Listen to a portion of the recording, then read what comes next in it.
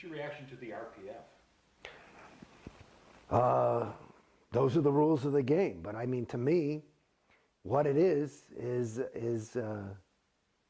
more of a way to control. You know, people end up there if they're, I would think, to some degree they feel getting out of control. And so what do? Is you put more control over them until you got them back in control. And whether that's physical abuse or mental abuse or both, it's what it is. When you're in, did you know the ins and outs of RPF, where families would be split up and people couldn't communicate for months or even years?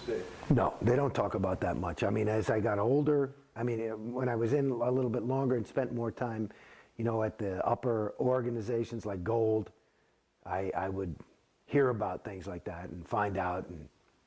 But they try to keep that stuff away from everybody, especially celebrities, because it indicates, you know, the company line is that the Sea Org is made up of OTs.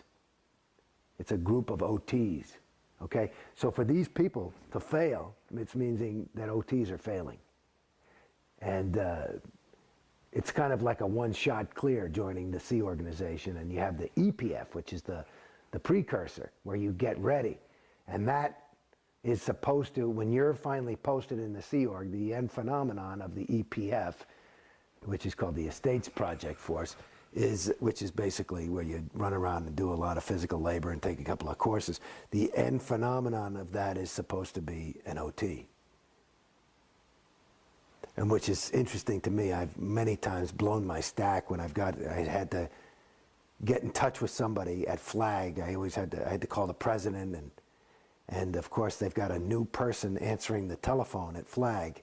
And of course Scientology touts itself as the cutting edge in communication, whereas they have somebody answering the fucking phone who does not speak English.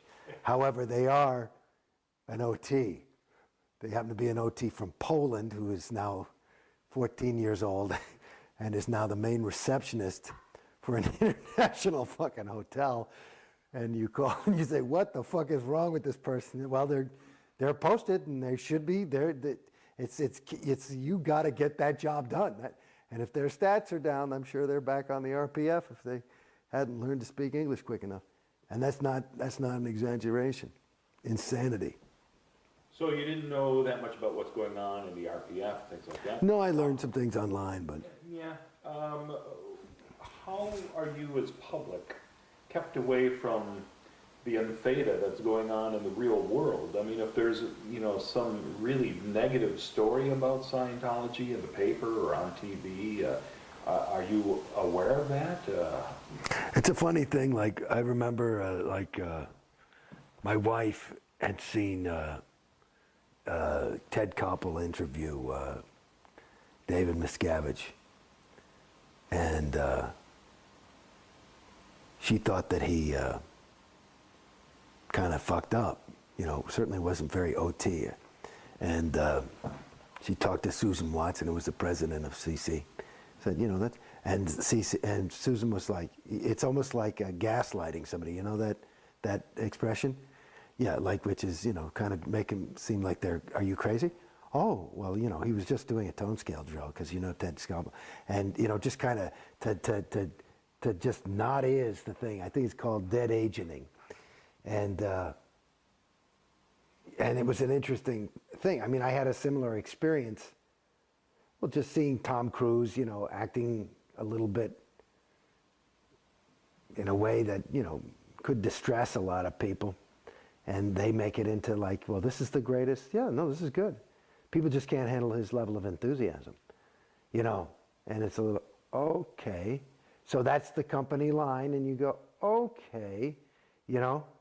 Even now, when with the release of the Tom Cruise tape and global attention to this, they're trying to spin it as a positive, that all these people are coming to our site and learning about Scientology and joining. Right. Whereas the rest of the world was thinking, no, Tom Cruise is nuts. Yeah. Yeah. Well, you know, that's the thing, though. In their own little world, it makes sense. the funny thing is that is a Scientologist talking to Scientologists. I mean, that's Tom Cruise, who's sitting there. I've done these kind of videos, being interviewed, knowing that his audience is people in the audience of an event that's going to be made up completely of Scientologists, and his job is to get some fire under their asses so they can jump out and start behaving more like him. And that's basically what it is. So that is in their universe. You could show that I mean, I think that's an unedited tape, but you know, that's basically him. I mean, I've been around the guy. I've been, you know, I twinned on him in some courses. Shit, I was getting auditing from Marty Rathbun. We were on turnabout for a month and a half. It was like Tom would go in, then I'd go in. Tom would go in, I'd go in. So, I mean, I spent a little bit of time with him, and that's him. You know, he's a very fucking focused guy, and I mean, that's what I see. I mean, this guy is not a namby-pamby panty waist. He's a totally dedicated person. I can't call him a friend or know him even, but I can tell you that that's who he is. So if it seems crazy, that's interesting. That seems like the ideal to most Scientologists. And that's an interesting comment. That's what it is. Because they showed that as a, come on, babies, get off your asses. Don't you want to be like Tom? And it's interesting that the rest of the world, who are not caught up in that Truman Show, they see it as, well, what's wrong with this guy? It's crazy. Very much to an outsider, as though your personality is stripped away and it's replaced, your reality rather, stripped away and it's replaced with Scientology's reality. That's what I saw. That's what I've perceived. And the other dangerous thing, I mean, I watched a little of that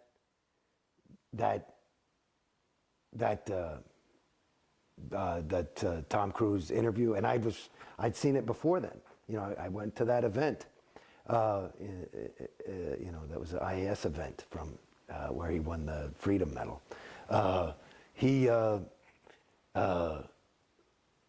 The fact that, you know,